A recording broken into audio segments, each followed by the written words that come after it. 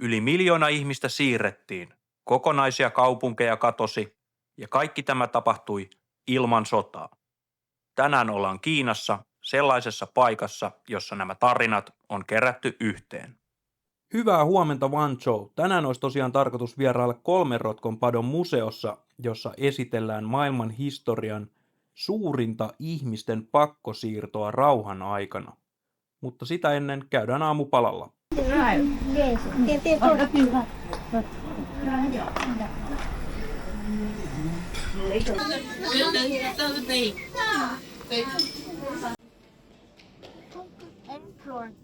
Okay. Oho, onpas valtava kokoinen rakennus.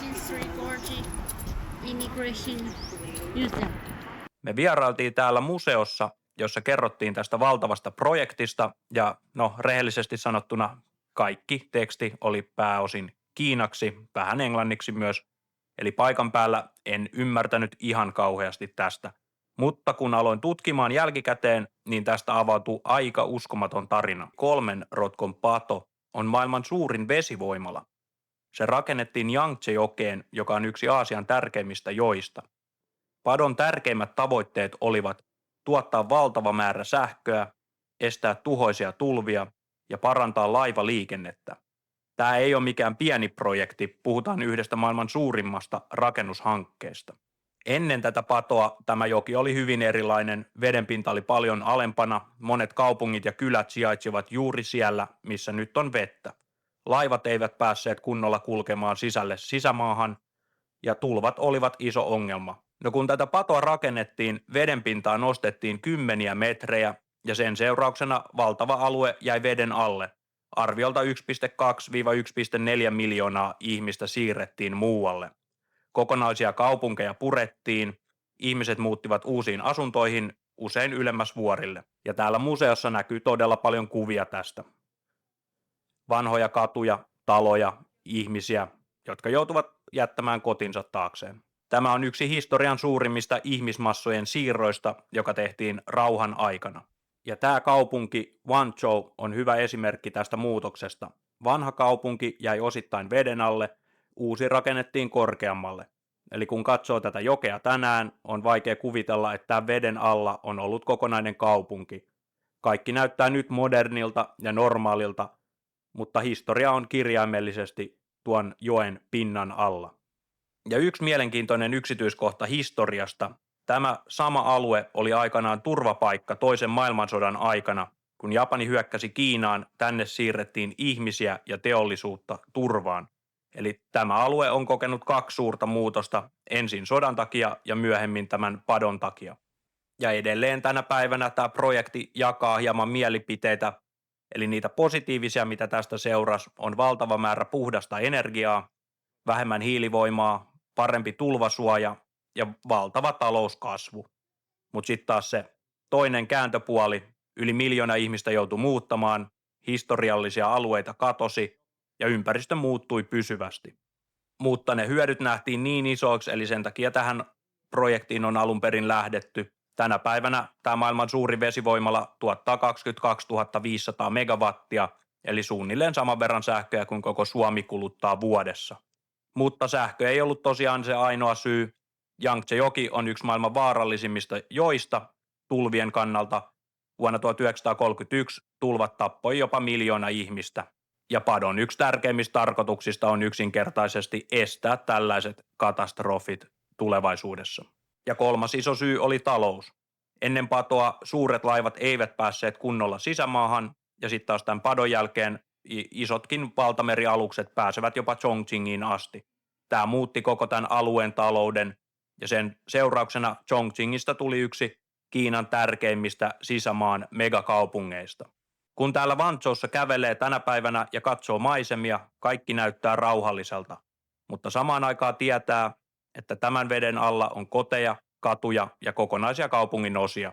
Ja toisaalta tämä pato tuottaa sähköä miljoonille ihmisille joka päivä. Tämä paikka on aika hyvä muistutus siitä, miten isoja päätöksiä maailmassa tehdään ja miten ne vaikuttavat tavallisiin ihmisiin. Museon yhteydessä oli myös tämmöinen esihistoriallinen osasto, jossa oli kaiken näköistä dinosauruksen luista vanhoihin, tuhansiin vuosia vanhoihin työkaluihin ja asumuksiin. Vierailemisen arvoinen paikka. Ostettiin vielä Aulan matkamuiston myymälästä lapsille heidän syntymävuotensa mukaiset kiinalaishoroskooppi, tommoset kolikot. Toinen tuli, toinen jäi tonne roikkumaan. Museon jälkeen lähdettiin sitten joenrantaan kävelemään ja etsimään lapsille jotain leikkipaikkaa. Joo, toi oli todella mielenkiintoinen toi museovisiitti. Valitettavasti siellä oli suurin osa tuosta materiaalista pelkästään kiinan kielellä. Siellä oli jotain englanniksi, mutta jouduin aika paljon kysellä sitten, että mikäs homma. Mutta joo, oli todella mielenkiintoista ja nyt tiedän taas paljon enemmän Guangzhousta ja Chongqingista ja ylipäätänsä koko tästä alueesta. Vähän pikku tämmöstä peruna-katuruokaa tosta mukaan ja sitten leikkipuistoon.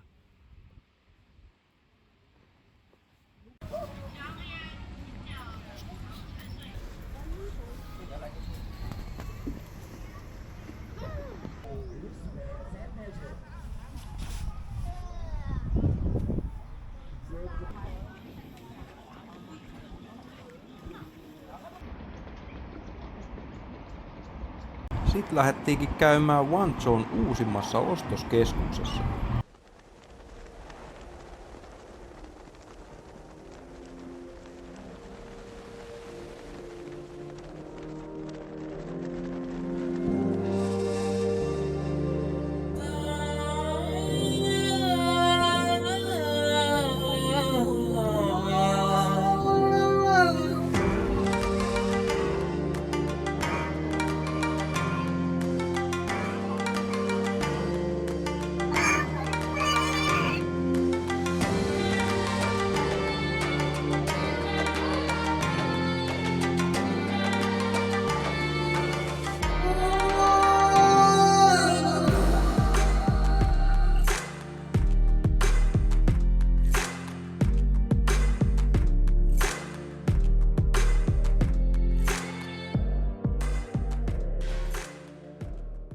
Sitten me vaihdettiinkin taas hotellihuonetta, pysytään silti samassa hotellissa, vaihdettiin vähän vaan huonetta, että saadaan taas vähän eri näkymiä ikkunoista.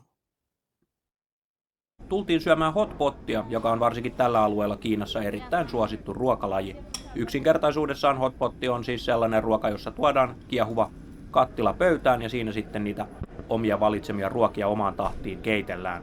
Mutta tätä mä en ole varmaan aiemmin näyttänyt, että miten hotpottiin liittyy tämmöinen, että oma soossi tai kastikeliemi kootaan. I think these are like radish. These are tofu. Deep fried white food. Here, the garlic, chili, onions. 那还哪个调料以外？ There is some like roots. This is salt. Those are pepper, chili. This is oil, 调料不用sesame oil. 不是那个碗里。 These are supposed to cook inside those hot pot. It's a big hot pot from Guizhou. Tää hotpotissa syötävä todella ohut naudanliha on mun ehdoton lemppariruokia kysestä, varsinkin kun se on tommosessa hyvässä sesamiöljy liemessä.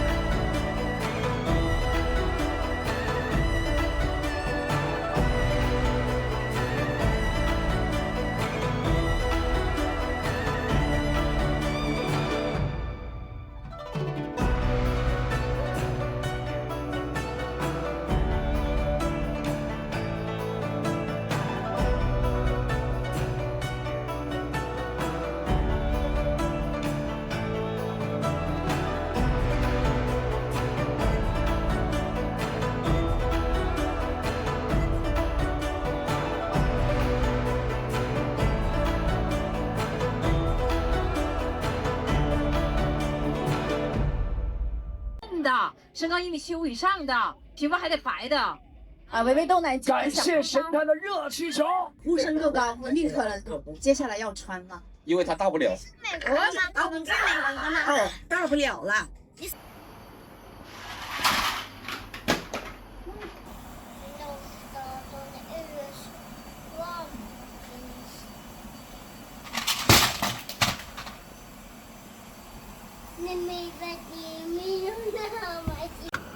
Alex, lähet sä vielä isken kaa käymään kohta ulkona? Alex, avaa ovi.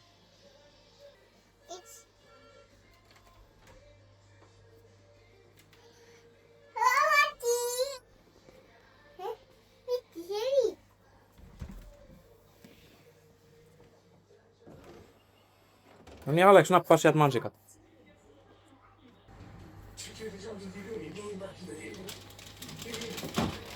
Hyvä.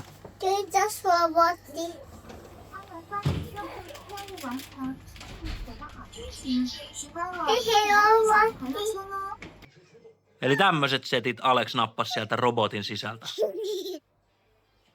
Olipas pitkä ja mukava päivä.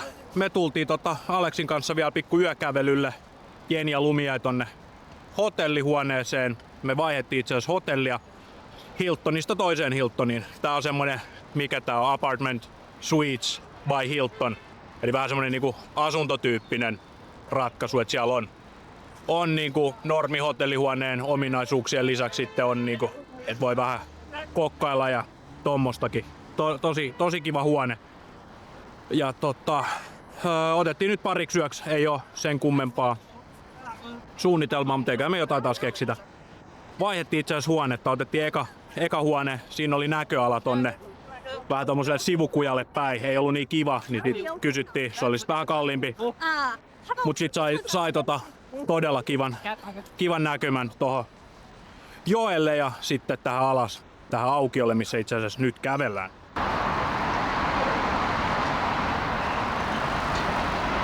Tämä on joulukauden. Tämä on joulukauden.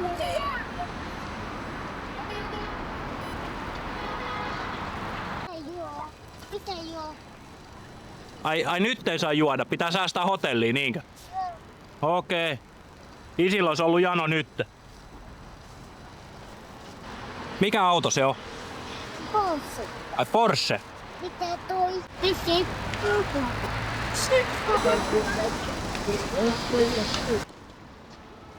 Minne sä haluat mennä?